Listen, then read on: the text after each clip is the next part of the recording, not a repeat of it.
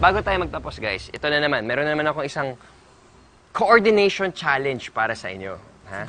Tingnan natin kung meron nga ba talaga kayong extraordinary na powers pagdating sa coordination. Okay? Mga I-Believers, sabayin nyo kami. Try nyo to. Napakadali nito.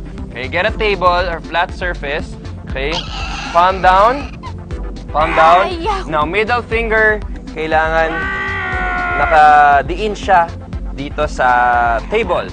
Parang ganyan. Okay? And then try to lift your fingers one at a time. Starting with the thumb, index, pinky, and the ring.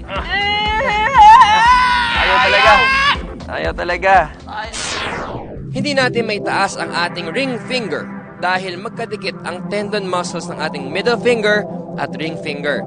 Nang hindi makagalaw ang middle finger dahil sa pagkakabend nito, parang na-paralyze na rin ang ating ring finger.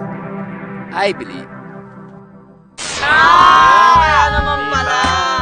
Ayos, di ba? Napakasimple pero hirap pala. Hirap nga.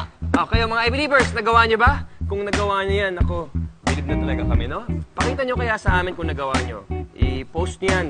Tag niyo kami sa Facebook. Di ba guys? Para makita natin. Baka pwede natin i-feature pag nagawa nila yun. Tama. Talaga mabibilib na tayo dyan. No?